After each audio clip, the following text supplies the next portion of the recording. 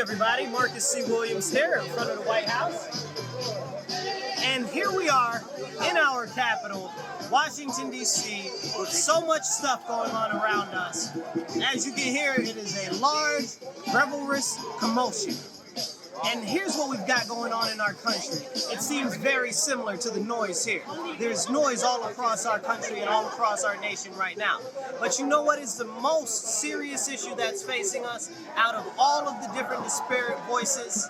The most serious thing facing us right now is people with morals and values who say that they know what righteousness is, who say that they know the name of the Lord, who say that they are Christian, who say that they care about our country, but they are silent.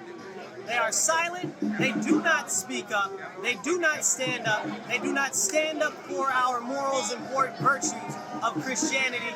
They claim to be Catholics, they do not stand up for Catholicism. They claim to be Christians, they do not stand up for any denomination of Christianity. And they continue to compromise on bills and legislations to go along, to get along, to say, oh, well, we did a little bit of something for you. That is not having tenacity.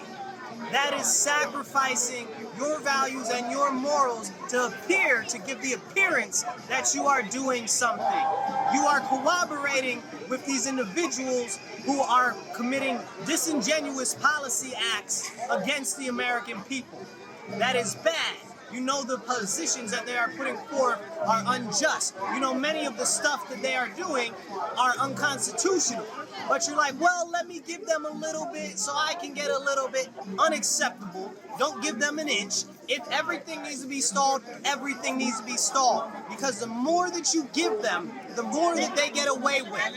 Things in our country haven't deteriorated the way that they have through policy overnight. Everybody complains about wokeness and trying to restore values and stuff like that, but it took them 100 years to get where they are in our country right now. So victories will not be immediate, and you will need to stick to your guns. It's very, very important that we become uncompromising on our Christian values. If we do not stand on the values upon which our foundation is, then we will fall. And as we see, our country continues in a downturn. More and more and more, we regress to a state that looks unseemly to anyone who is looking at our nation right now. And if we're going to go forward, if we're going to make a difference for the future, if we're going to change the lives of the children for the better and for righteousness, then we have to stand strong in our faith and conviction. We have to go back to our Bible.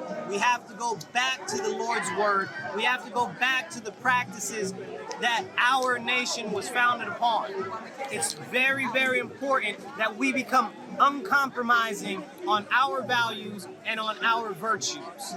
If you believe in America, if you believe in our Constitution, if you believe in the basis of our great nation and the fact that our nation's best days are still ahead, it's time for us to stand up, stand together, and unite all across the country for the principles of Christianity that our nation was founded upon. We must also work to end the persecution of Christianity in America and internationally. At this point, there are Christians being persecuted for their values. Bibles are being taken out of the school system. We've already seen they want to remove God, the Constitution, and prayer from all schools. When we took God out of schools, that's when more of the violence came in. That's when more of the insanity started to creep into our schools. When they've taken out the pledge, so kids do not know that they should have faith and that they should have pride in their country. Our nation is a nation founded upon Judeo-Christian values. And I'm sure many of you know that, but the problem really is how many people are willing to stand on those values. All right, you guys, I'll catch you later. Make sure you stand strong, stand up, speak up, and don't shut up, take action.